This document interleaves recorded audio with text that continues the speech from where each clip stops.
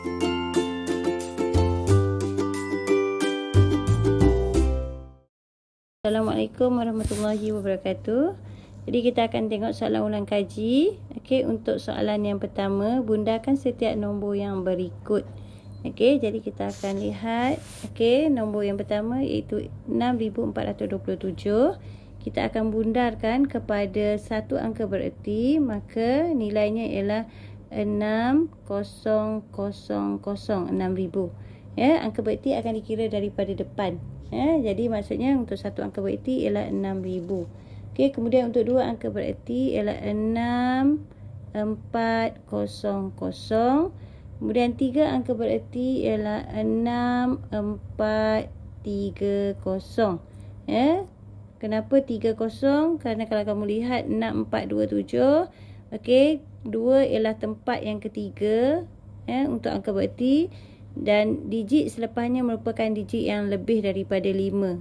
Bila digit itu lebih ataupun sama dengan 5, maka kita akan tambah 1. Okey. Kemudian soalan B, 50,813. Okey, jadi kepada satu angka bererti ialah 50,000.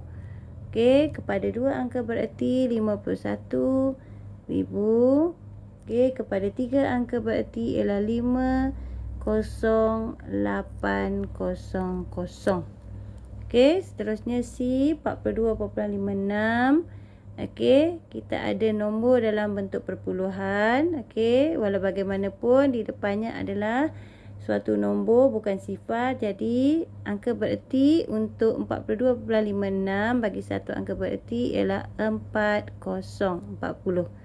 Okey. Kemudian dua angka bererti ialah 43. Kerana selepas titik perpuluhan mempunyai nombor 5 ataupun yang lebih, kita akan tambah satu digit. Okey, kemudian kepada tiga angka bererti ialah 42.6. Okey, kemudian soalan seterusnya 213.9 untuk satu angka bererti ialah 200. Dua angka bererti ialah 210. Kemudian tiga angka bererti ialah 214. Kerana apa? Kerana selepas nombor 3 dan titik perpuluhan, selepas itu nombor 9 ditambahkan satu digit. Kerana nombor itu melebihi daripada nombor 5. Okey, seterusnya E, 3.528. Jadi untuk satu angka bererti ialah 4. Okey, untuk dua angka bererti ialah 3.5 dan tiga angka bererti ialah 3.53. Okey, untuk F, 8.074. Untuk satu angka bererti ialah 8. Untuk dua angka bererti ialah 8.1. Okey, kemudian tiga angka bererti ialah 8.07. Okey, seterusnya untuk G, 0.07516. Untuk satu angka bererti ialah 0.08. Okey, untuk nombor perpuluhan sifar di depan tidak dikira. Jadi kita akan ambil 7 sebagai angka bererti yang pertama. Jadi sekiranya selepas 7 tadi nombor 5 adalah nombor 5 dan lebih daripada 5, akan ditambah satu digit ke depan. Kerana kita nak satu angka bererti. Kemudian untuk dua angka bererti ialah 0.075. Okey, kemudian untuk tiga angka bererti ialah 0.0752. Okey, seterusnya untuk H. Okey, masih dalam titik perpuluhan, sifar di depan tidak dikira. Jadi untuk satu angka bererti ialah 0.02. Untuk dua angka bererti ialah 0.021. Okey, untuk tiga angka bererti ialah 0.0205. Okey. Kemudian soalan I, 0.00187. Untuk satu angka bererti ialah 0.002.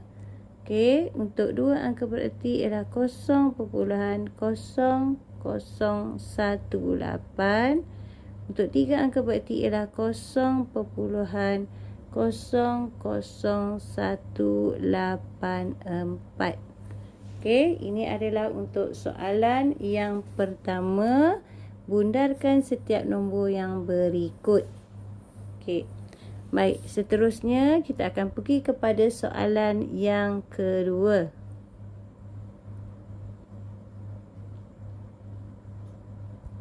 Baik, untuk soalan yang kedua, hitungkan setiap nilai yang berikut dan ungkapkan jawapan anda dalam bentuk piawai. Okey, yang pertama A 5 kali 10 kuasa 6 tambah 6 kali 10 kuasa 8. Okey, jadi di sini sekiranya kita hendak menjawab dalam bentuk piawai, pastikan nombor piawai itu adalah nombor di antara yang lebih besar daripada 1, yang lebih besar dan sama dengan 1 dan kurang daripada 10. Okey, jadi kita akan samakan integer di sini 10 kuasa 6 dengan 10 kuasa 8. Kita akan samakannya, maka kita akan pilihkan integer yang besar itu untuk kita samakan dengan integer yang satu lagi, ya, untuk bagi sama 10 kuasa 6. Jadi cikgu akan pecahkan, ya. Sebelum cikgu pecahkan, cikgu akan turunkan dulu 5 kali 10 kuasa 6. Okey, tambahkan dengan 6 kali. Okey, di sini cikgu akan pecahkan kepada 10 kuasa 2 kalikan dengan 10 kuasa 6. Sebab cikgu nak samakan dengan indeks yang satu lagi. Okey, kemudian cikgu akan ambil 5 dengan 6 kali 10 kuasa 2. Okey, cikgu akan letak dalam kurungan. Jadi 5 tambah, okey, cikgu akan ambil 5 tambah 6 kali 10 kuasa 2. Kemudian tutup kurungan. Cikgu kalikan dengan 10 kuasa 6. Yang mana kita telah samakan kepada kedua-dua indeks yang sama. Baik, jadi 5 tambah 6 kali 10 kuasa 2 ialah 600. Okey, kemudian kalikan dengan 10 kuasa 6. Jadi kita akan dapat 605 kalikan dengan 10 kuasa 6. Okey, jadi kalau kita lihat di sini 605 bukanlah satu nombor piawai. Ya, maka kita kena jadikan nombor piawai, iaitu di antara nombor yang lebih besar dan sama dengan 1 kurang daripada 10, maka kita kena gerakkan 2. Ya, kita gerakkan ke belakang bermaksud integer dia adalah dalam positif. Jadi 6.05 kita gerakkan ke belakang 2 tempat, jadi 10 kuasa 2. Okey, kemudian letak balik kali dengan 10 kuasa 6. Okey, maka jawapan kita adalah 6.05 kalikan dengan 10 kuasa 8. Okey, 10 kuasa 8. Baik, seterusnya kita pergi kepada soalan B. Soalan B. Okey, ini soalan B. Baik, 7.83 kali 10 kuasa negatif 5 tolak 7.83 kali 10 kuasa negatif 5 tolak 7.3 kali 10 kuasa negatif 6. Okey, di sini cikgu akan pecahkan negatif 6 supaya kita ada sama dengan di sebelah satu lagi negatif 5, integer yang berbentuk negatif. Jadi apa yang cikgu akan buat? Cikgu akan turunkan 7.83 kalikan dengan 10 kuasa negatif 5 tolak 7.3 kalikan dengan, baik, ini cikgu akan pecahkan, 7.3 kalikan dengan 10 kuasa negatif 1 kalikan dengan 10 kuasa negatif 5. Jadi kita tengok di situ negatif 5 dah sama.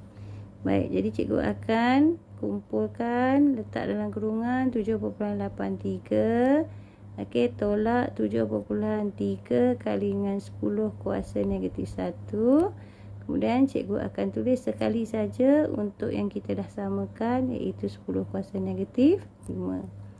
Okey, Okey, jadi kamu boleh guna kalkulator. 7.83 tolak 7/3 kali dengan 10 kuasa negatif 1 ialah 0.73. Okey, guna kalkulator, kamu akan dapat 0.73, kemudian kalikan dengan 10 kuasa negatif 5. Jadi 7.83 tolak 0.73, kamu akan dapat 7.1. Okey, jadi kalikan dengan 10 kuasa negatif 5. Okey, itulah jawapan dia. Okey, jadi kita dah buat untuk A dan B. Okey, seterusnya kita akan lihat untuk C. Okey, 6.24 kali 10 kuasa negatif 6 per dengan 4 kali 10 kuasa negatif 4. Jadi di sini apa yang cikgu boleh buat? Okey, cikgu boleh asingkan 6.24 okey per dengan 4. Okey, kemudian cikgu kalikan dengan okey 10 kuasa negatif 6. Okey, indeks di bawah ni kalau ada bahagi kita tolak. Jadi dia tolak dengan negatif 4. Okey, jadi 6.24 bahagi dengan 4. Okey, jadi kamu akan selesaikanlah, cuba yang ni, ya. Okey, kamu akan cuba dalam bentuk piawai. Baik, seterusnya kita beralih kepada soalan nombor 3. Soalan nombor 3. Okey, raja di bawah menunjukkan dua buah kubus P dan Q dengan panjang sisi masing-masing ialah 45 cm dan 70 cm. Okey, hitungkan jumlah luas permukaan dalam sentimeter dua kubus itu. Ungkapkan jawapan dalam bentuk piawai. Okey, jadi di sini kalau kamu lihat, okey, ada dua kubus. Okey, jadi kita akan tengok. Okey, kubus yang pertama P, kubus yang kedua Q. Okey, apabila kita nak hitungkan jumlah luas permukaan, okey, lihat kepada kubus. Kubus ada berapa permukaan? Ada 1, ada 2, ada 3. Okey, di belakang tu, di bawah tu, jadi ada 6 permukaan, ya, ada 6 permukaan semua. Okey, kalau kamu boleh lihat, okey, yang kita nampak di sini 3, yang kita tak nampak ada 3 lagi. Okey, maka permukaan kubus, okey, kubus ada 6 permukaan. Okey, baik. Jadi ada dua kubus di sini. Okey, jadi untuk kubus yang pertama, okey, kubus P, maka untuk kita cari luas permukaan, jadi 6 permukaan tadi kalikan dengan luas kepada satu permukaan. Satu permukaan kita dapat luas ialah panjang kali lebar. Tapi untuk kubus panjangnya 45 darjah, untuk P lebarnya juga ialah 45 darjah sebab kubus adalah mempunyai sama sisi. Okey, jadi 6 kali 45 kali 45. 6 tadi merujuk kepada 6 permukaan, ya. Kemudian 45 kali 45 adalah luas panjang kali lebar satu daripada permukaan dia. Okey, jadi untuk P. Kemudian untuk Q, okey, untuk Q pula, okey, kita ada juga 6 permukaan.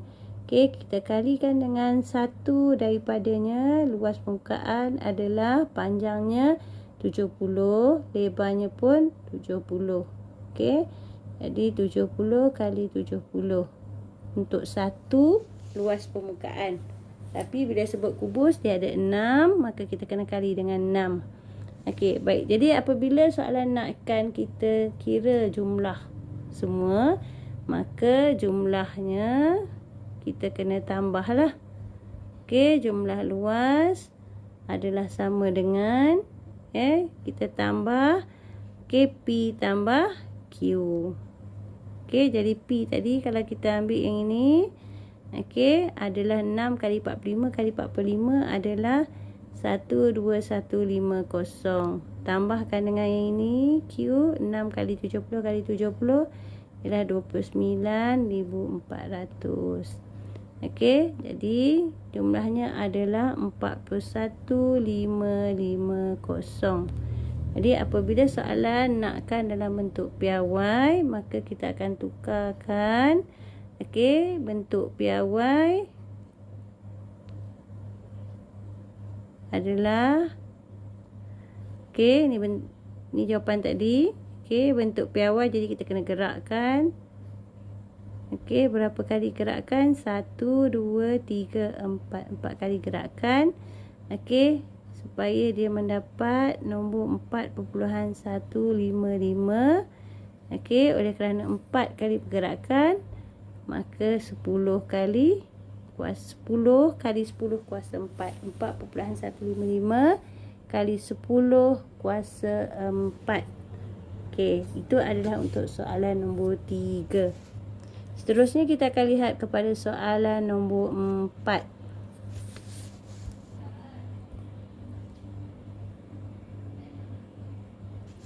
Okey, untuk soalan nombor 4 adalah soalan kebarangkalian.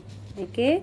Jadi untuk soalan kebarangkalian, yang pertamanya tuliskan ruang sampel bagi eksperimen di atas.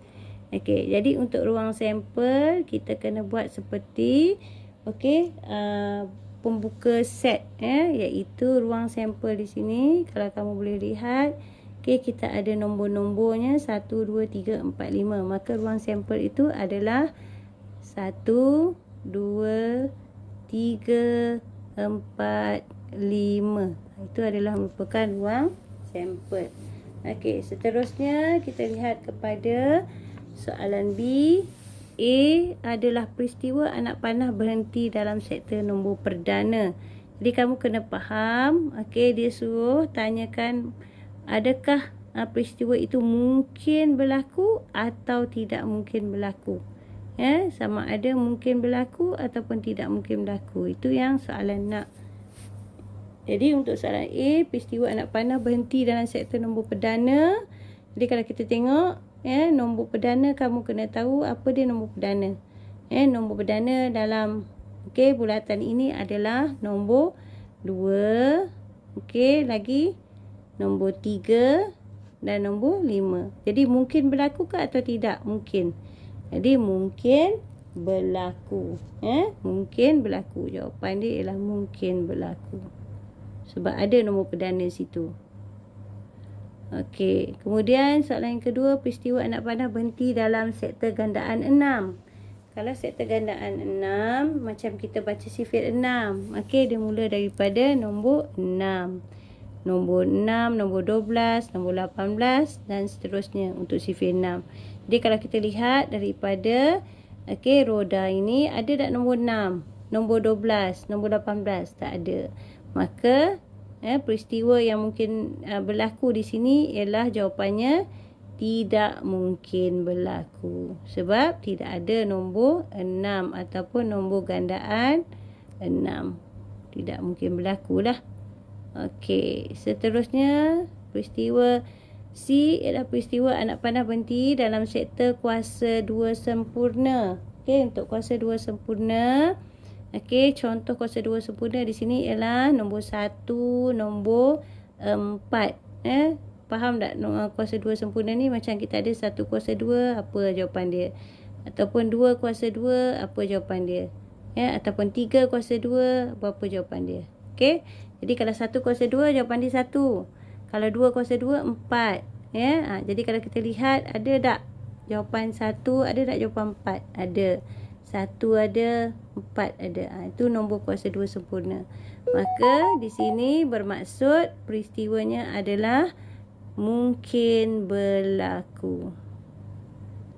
Okey, mungkin berlaku. Okey, itu adalah untuk soalan nombor 4. Seterusnya kita akan sambung pula soalan nombor 5. Soalan nombor 5. Okey, kalau anak boleh tengok soalan nombor 5.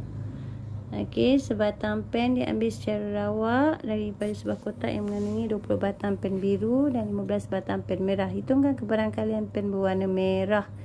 Jadi kalau kita lihat di sini masih dalam soalan kebarangkalian.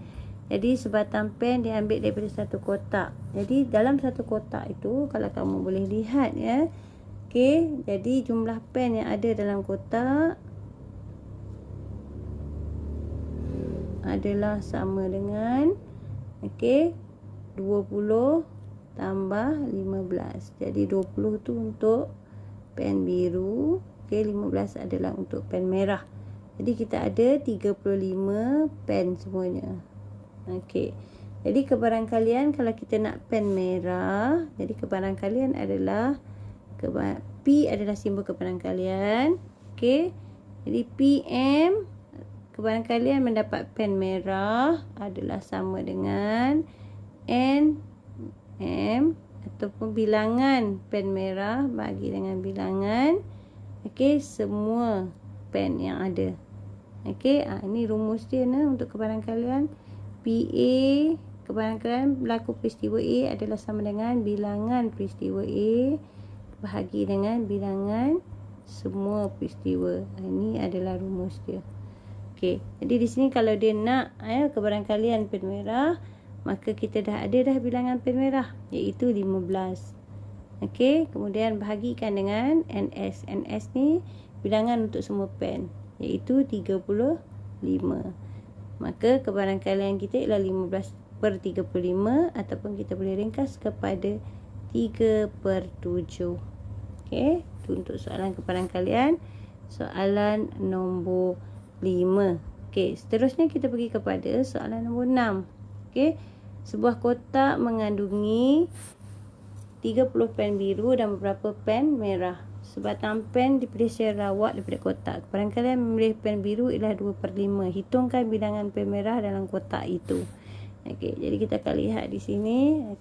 Yang pertamanya kita lihat jumlah pen dalam kotak. So jumlah pen, kita ada 30 pen biru. Kemudian dan beberapa pen merah. Jadi cikgu letakkan beberapa pen merah tu sebagai X dah. 30 untuk biru, X tu untuk merah. Jadi sekarang jumlah pen ialah 30 tambah X. Kemudian dia bagi di sini kebarangkalian memilih pen biru. Kita ada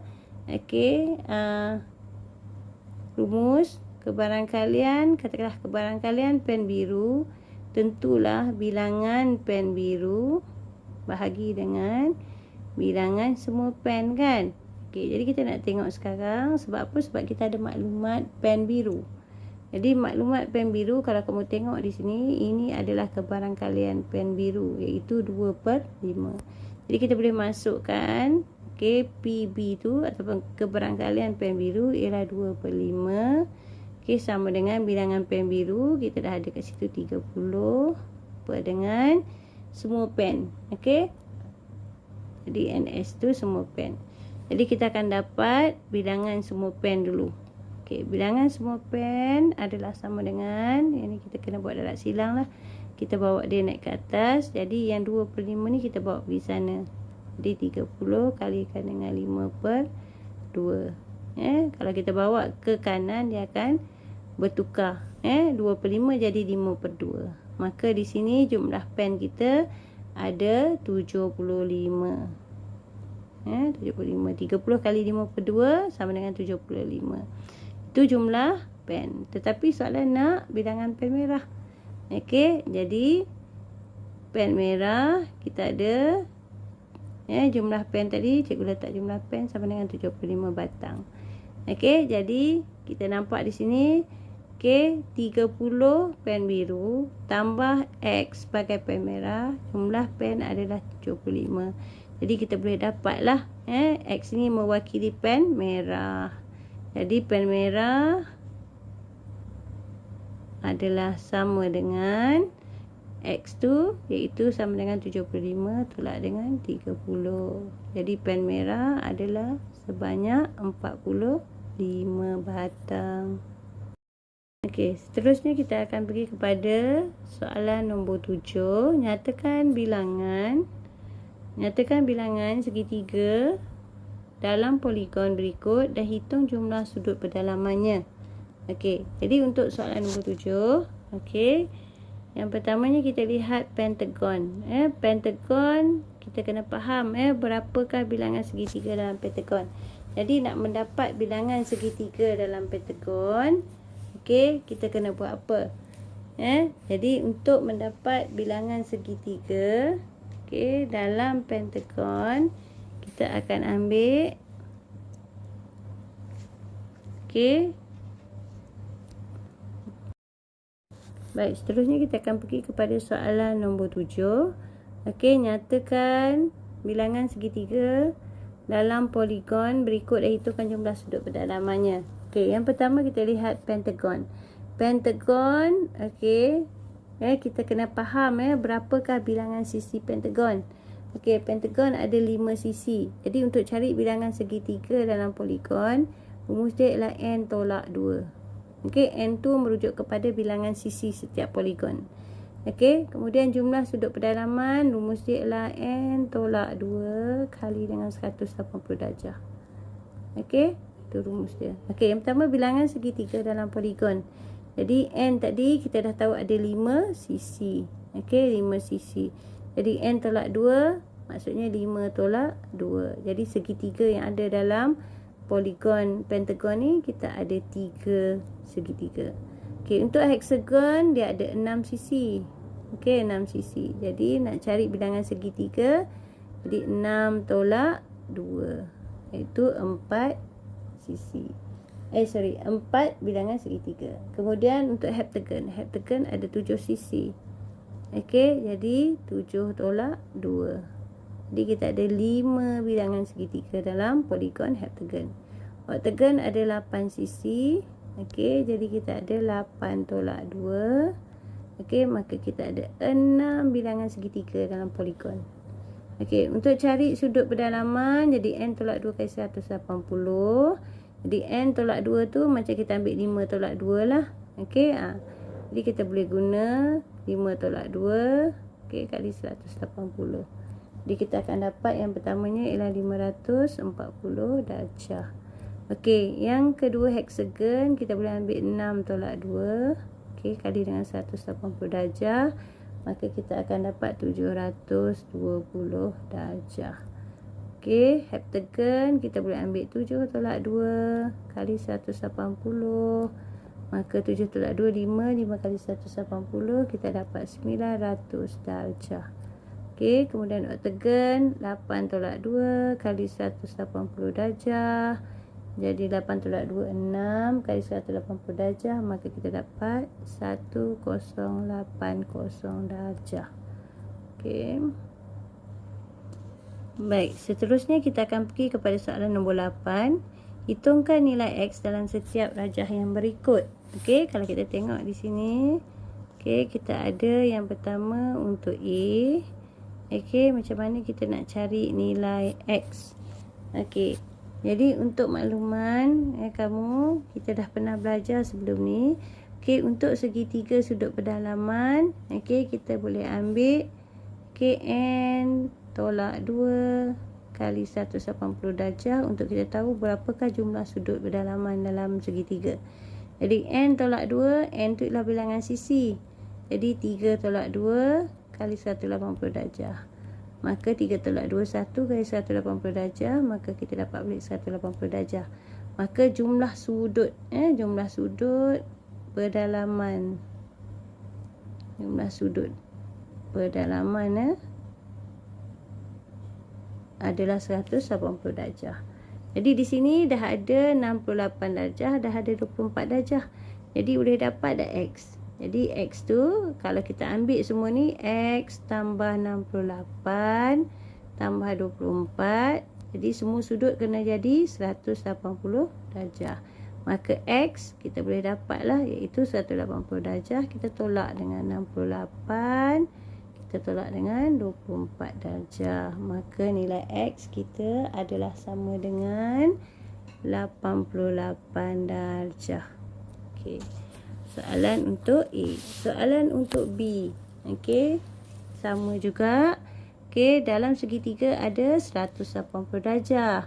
Okey, jadi kalau kita ambil, okey, semua sudut ni kita campur, dia kena jadi 180 darjah. Jadi kena faham yang kotak ni maksudnya 90 darjah. Jadi kita boleh ambil X tambah 2X. Ni X satu sudut, ni 2X satu sudut, tambah 90 darjah. Okey, jadi semua sudut dalam ni kena jadi 180 darjah. Jadi kalau X tambah 2X, dia jadi 3X. Okey, tambah 90 darjah sama dengan 180 darjah. Jadi 3X sama dengan 180 darjah tolak 90 darjah. Jadi 3X sama dengan 180 tolak 90 ialah 90 darjah. Jadi 3X sama dengan 90 darjah. Kalau kita nak X saja, maka 3 yang darab ni kita bawa ke sebelah kanan, dia jadi bahagi. Jadi X tu akan jadi 30 darjah. Okey, baik, seterusnya kita pergi kepada soalan nombor 9. Okey, hitungkan nilai X dalam setiap rajah yang berikut. Okey, jadi cikgu akan buat untuk soalan A. Okey, kamu akan tengok soalan A. Jadi di sini untuk soalan A, kita ada sudut 45 darjah, kita ada sudut 70 darjah. Okey, macam tadi cikgu maklum dekat kamu, dalam satu segitiga kena ada berapa darjah? 180 darjah. Jumlah sudut dalam mesti 180 darjah. Okey, jumlah sudut dalam. Okey, mesti 180 darjah untuk satu segitiga. Jadi kalau dah ada 45 darjah, dah ada 70 darjah, yang ini adalah apa? Kita cari yang tu dulu. Jadi 180 darjah tolak dengan 45 tolak dengan 70. Okey, maka kita akan dapat yang itu ialah 65 darjah. Baik. Tapi soalan tanya X. Soalan tanya X. Jadi untuk X, satu garis yang lurus ataupun sudut di luar tambah sudut dengan dalam, dia akan jadi 180 darjah. Jumlah dia. Jadi untuk dapat X, kita boleh ambil 180 darjah. Satu garis lurus 180 darjah. Ataupun garis itu sebelah dengan garis yang luar, sudut yang di dalam dan sudut yang di luar. Kalau kita tambah mesti jadi 180. Jadi untuk X kita boleh ambil 180 tolak dengan yang kita dah ada ni, iaitu 65 darjah. Okey. Maka nilai X kita adalah sama dengan 115 darjah. Okey, itu untuk soalan A. Okey, jadi kamu akan cuba untuk soalan B nanti. Baik, seterusnya kita pergi kepada soalan nombor 10. Okey. Baik, untuk soalan nombor 10, kalau kamu lihat di sini, kita ada suatu sudut di dalam. Jadi untuk suatu sudut di dalam, kita boleh menggunakan rumus, iaitu sudut dalam adalah sama dengan sudut berdalaman sama dengan N tolak 2 kali 180 darjah per dengan N. N tu maksudnya kita tak tahu berapa sisi di sini. Jadi kita dah ada satu sudut di dalam 135 darjah. Kita letak kat tempat sudut dalam tu. Sama dengan N tolak 2 kali 180 darjah per N. Jadi di sini kita kena buat darab silang lah. Jadi N bawa pergi sana, dia jadi 135 darjah kali N. Sama dengan, kemudian N tolak 2 kali 180 kena darab satu-satu. Jadi kita darab, kita dapat 180 N tolak dengan 360 darjah. Jadi kita kumpulkan N dengan N, kemudian nombor dengan nombor. Jadi kat sini N, kalau cikgu bawa sini 135 N tolak 180 N sama dengan negatif 360 darjah. Jadi kalau yang ni kita dapat negatif 45 kan. Negatif 45 N sama dengan negatif 360 darjah. Jadi negatif kiri kanan boleh potong lah. Jadi 45 N sama dengan 360 darjah. Jadi N tu 360 bahagilah dengan 45. Jadi N kita akan dapat 8. Okey. Baik, seterusnya kita lihat kepada soalan nombor 11. Okey, poligon sekata. Okey. Nama poligon sekata, bilangan sisi, bilangan bucu dan bilangan paksi simetri. Okey. Jadi untuk soalan ini, yang pertamanya poligon ini adalah pentagon. Kalau ada 5 sisi, pentagon. Okey, bilangan sisi dia 5, bilangan bucu dia 5, bilangan simetri dia 5. Okey, yang kedua ialah bentuk hexagon, 6 sisi tu. Hexagon. Dia ada 6 sisi, 6 bucu, 6 simetri. Okey, seterusnya kita ada berapa sisi ni? 7. Jadi pentagon. Okey, pentagon ada 7 sisi, 7 bucu, 7 paksi simetri. Okey, seterusnya 1 2 3 4. Okey, seterusnya ada 8 sisi, oktagon. Okey, oktagon ada 8 sisi, 8 bucu, 8 paksi simetri. Baik, seterusnya kita lihat kepada soalan nombor 12. Okey, pilih istilah yang tepat. Okey, dan labelkan bahagian bulatan di bawah. Okey, jadi kita tengok di sini ialah bulatan. Jadi untuk istilah dia, okey, sekarang dia bagi, okey, kita akan tengok jejari ke, lilitan bulatan ke, perentas ke, diameter ke, pusat bulatan. Okey, soalan yang pertama, okey, kita akan masukkan dulu. Okey, kemudian soalan kedua pun masukkan perkataan major ataupun minor. Okey, jadi kita akan pergi satu persatu. Okey, untuk yang pertama, yang ini adalah jejari. Okey, kemudian yang ini dinamakan sebagai perentas. Okey, kemudian yang ini kalau kita tengok ni dia panjang ni nah. Dari sini sampai sini, maka dinamakan sebagai diameter. Okey, kemudian ini anak panah ni berada di tengah-tengah. Ini adalah pusat bulatan. Okey, dan yang terakhir di sini ialah keliling ni dinamakan sebagai lilitan bulatan. Okey. Baik, untuk soalan yang kedua, okey, masukkan perkataan major ataupun minor. Major ni istilah untuk besar lah. Minor ni istilah untuk kecil. Jadi kalau kita tengok lengkok yang pertama ni, lengkok ni lebih panjang kan, maka lengkok ni dinamakan sebagai lengkok major. Sektor, okey, sektor ni pula sama juga, sektor yang besar. Jadi sektor pun major juga. Okey, kalau sektor yang ni berlorek ni dia kecil kan, jadi sektor minor. Okey, lengkok pun lengkok yang kecil, jadi lengkok tu dinamakan lengkok minor. Okey, tembereng. Okey, di sini tembereng dinamakan sebagai tembereng major. Major tu besar lah.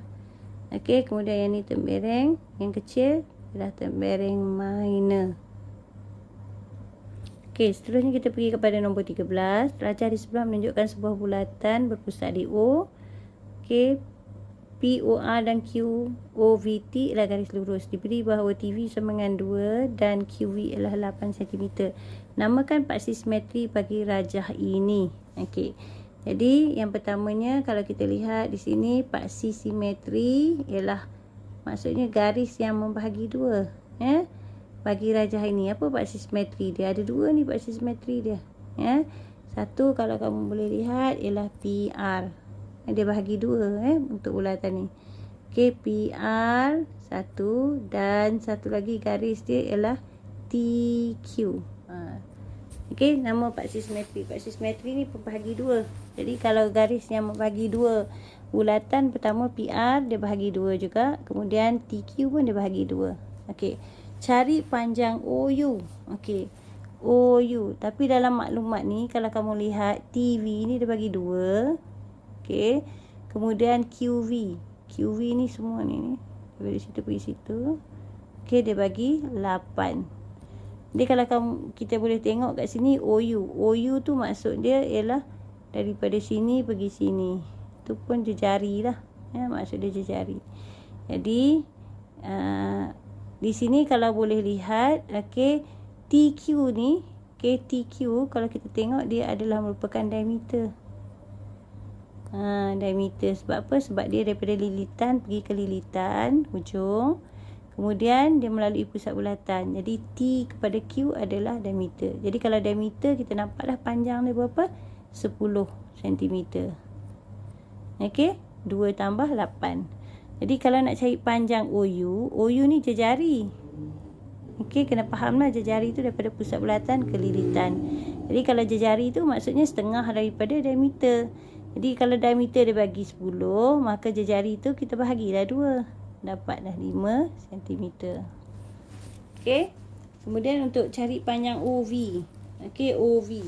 Jadi OV, kalau kamu nampak OV, okey, kalau O pergi T adalah jejari. Jejari tadi 5. Kalau OV, jejari nah. OU ni jejari, OT pun jejari. Daripada pusat bulatan sampai ke lilitan dia adalah jejari.